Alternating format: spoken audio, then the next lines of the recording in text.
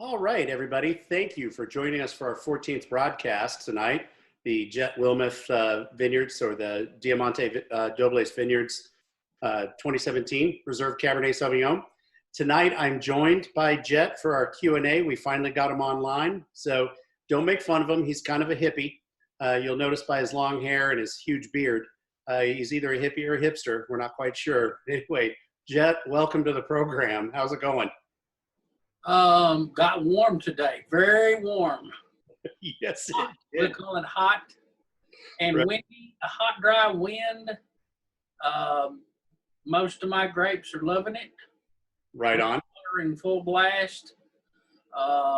Put some fertilizer in, food for photosynthesis to happen, and it's awesome out there. Well, for those of you joining us for the Q&A, this is the man responsible for those great grapes. And I have to raise my glass to you and to Gay both. Y'all have some fantastic fruit. Cheers. Before we get to the Q&A, what do you get out of that wine, Jet? Do you like it? Is it okay? What do you like about it? Smooth. Yes. The right amount of tannins. Mm-hmm. It's got structure extraordinaire, I believe. Mm-hmm. I believe some judges agreed. Yes, sir, they did. And, I think it's just going to get better. Oh, I do too. Right. The last thing that we talked about on the broadcast was how long do we think that's going to age, and everybody's pretty much at the consensus at a minimum of 10 years. If it's taken care of, it'll age through really well. So the first question here is, how long will a bottle of wine last once it's been opened? If you don't drink it all, best way to store it. Now, first of all, I don't know about you, Jet, but I don't really see, guys, these are single servers. You're supposed to open them and drink them. Actually, I shouldn't say that. Somebody's gonna really wiggle their eyebrows at me, namely the person checking me into the Betty. How long does your bottle of wine last, Jet? When you all open a bottle of wine, if you don't drink it all, do you go back to it the next day, 2 days? What do you think? Well, we've had instances, and it's rare, but we put the little rubber cork in there and vacuum it. Yep. And yep. That works really well. Yep. And put it in the refrigerator, keep it cool. Oh, that's what I do. And if I don't gas it, or if I don't pull a seal on it, and those, by the way, folks at home, if you ever see them, they're just a little hand pump with rubber seals. I think they're less than $20 for the beginning. You can buy the extra corks, but that does a great job of pulling the air out. It's air, it's oxygen that spoils the wine. So if you can remove the oxygen from a bottle, it'll last quite some time. But I always throw my leftover wine in the fridge as well. And keep it cool. Temperature is your best friend, and lack of oxygen is your next best deal. Next question we have is, how long can this be cellared? We did cover that on the broadcast, but I'm going to go 10 years. Jet, I know you've got some wine in the background, but what do you think? This ought to last longer than that, because not too long ago, I had a 2003, I think, Muscat Canelli from Sister Creek, which had that residual sugar in it. Well, wait a minute. Did Sister Creek, are they a winery? No. I'm just speaking to a sweetened wine that shouldn't, in essence, last, but I kept it chilled, and we opened it, and it was just as good as the day it was put in.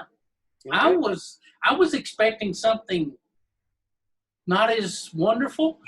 And I was pleasantly surprised. Yeah, and that's not uncommon. I mean, if you take care of the wines, they will last. And I think that's more an American idea, that for some reason our wines won't last that long, but they do, guys. We do our damnedest to make sure that these things last a long time. For those of you who want to lay it down, for those of you who want to drink it early, either way. Can you explain the connection to France again in novice terms? So, Jet, we discussed Munson's connection to France with the rootstock and the phylloxera endemic, the phylloxera epidemic back in the turn of the 18th to 1900s. It was a true pandemic back then for grapevines, and that aphid. But that phylloxera also originated from Virginia from the century before. So for those of you who didn't follow along, basically it's a root louse. It's a little bug, gets to the roots, and as they chew into it for their nutrients, they infect the vine, and the vine, the xylem and the phloem, think of it as a blood system, as your blood veins, starts to clog them up, and they get tighter and tighter and tighter until no nutrients or water go through the vine, and it kills the vine rather rapidly. So in order to save the grape industry, they had to find a rootstock that the vinifera grapes could be grafted onto that would be resistant to that disease and to that infestation. And so they found that rootstock here in Texas. That would have been in the latter part of the 18 to early 1900s. So let's talk about the timeline from the time they saw the death happening and they couldn't stop it, even with the fires and the sulfurs and whatever they did, it didn't help. Was it 10, 15, 30? How many years before they came here and saw Munson's work? Yeah, they started when it reached an epidemic level within 2 years. They started looking, and it was about 5 years, and they started replanting. And I mean, it devastated. Over 80% of the vineyards had to be replanted. So I know it was a huge, huge thing. And you know, he got the highest medal award from the country of France and got kissed on the cheeks and everything. It was awesome. But exactly. They and ever since there's been I feel like there's been over 200 years of really good connection between France and the U.S. with the wine industry. Of course, you know, France helping out with the revolution and everything. But we've had very, very tight relations with that country, and they are very important to us for sure. Okay, our next question.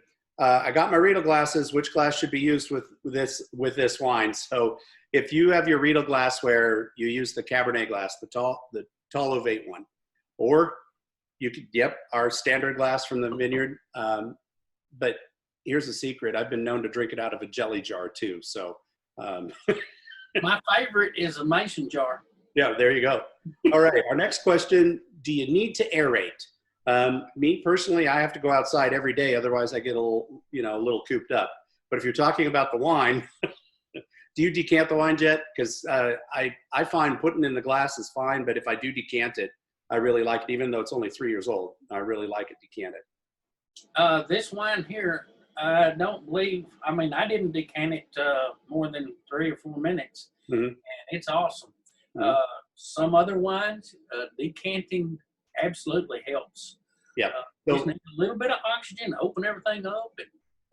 So the next question is how much per bottle? So folks at home, since our price per bottle is directly tied to how much we pay the grower, I'm going to tell you it's $3.99 a bottle. So we're only able to pay Jet like $45 a ton for grapes.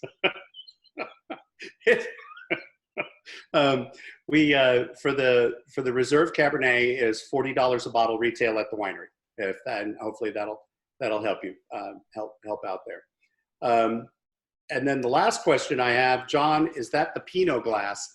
Okay, so it's very similar to the Pinot glass. I call it the Somme glass. There is a Somme glass that's even a deeper curve here.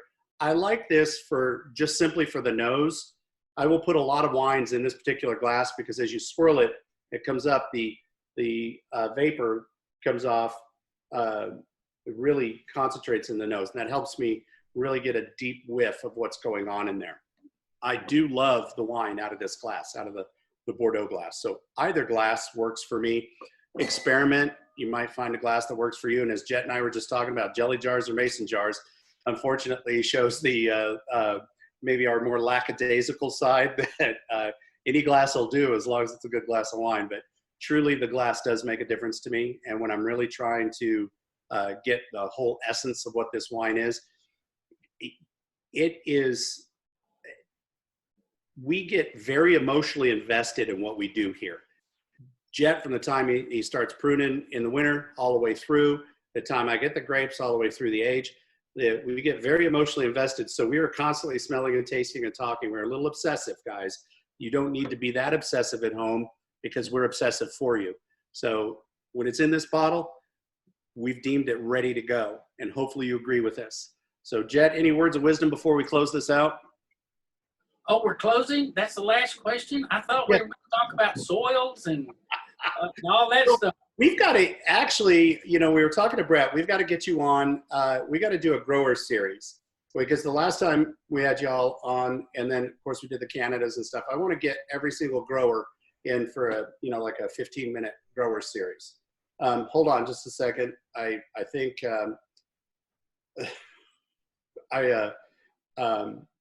I want to know your background, Jet. Tell everybody at home your background for farming. Oh, background for farming. Well, been farming for about 44 years. Mm-hmm. Now that's on my own. I farmed with my dad before that. I've grown probably 30 different crops, chilies, jalapenos, mustard greens, pumpkins, cantaloupes, watermelons, peanuts. There's 4 types. There's a lot of stuff goes on out here in Tokyo, Texas, farming-wise.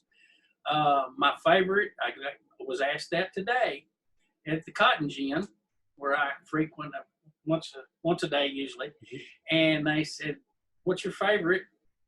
I said, "Grapes," because there's such education that has to happen, and we're still learning, and we're still gaining information from what weather event are we tackling this time. It's always different, and the grapevines not only have to deal with it right now, but in the 2 or 3 or 4 or 5 years, I mean, it can affect those vines. Oh yeah, absolutely.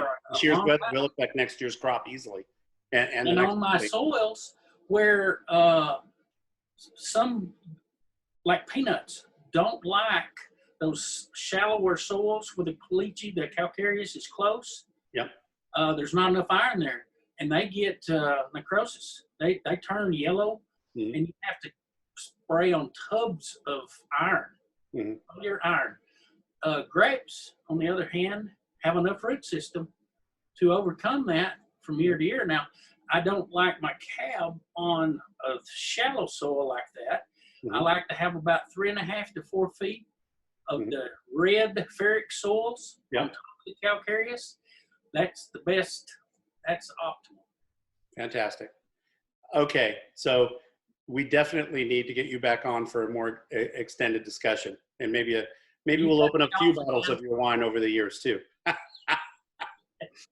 Jet, as always, I really do enjoy talking with you, sir. I hope you all have a good weekend, and I look forward to coming up in a few weeks and seeing the vineyards. So I want to raise a toast to you and to Gay and to the folks at home for joining us. So cheers. God bless you all. Have a great weekend. God bless y'all also. Thank you.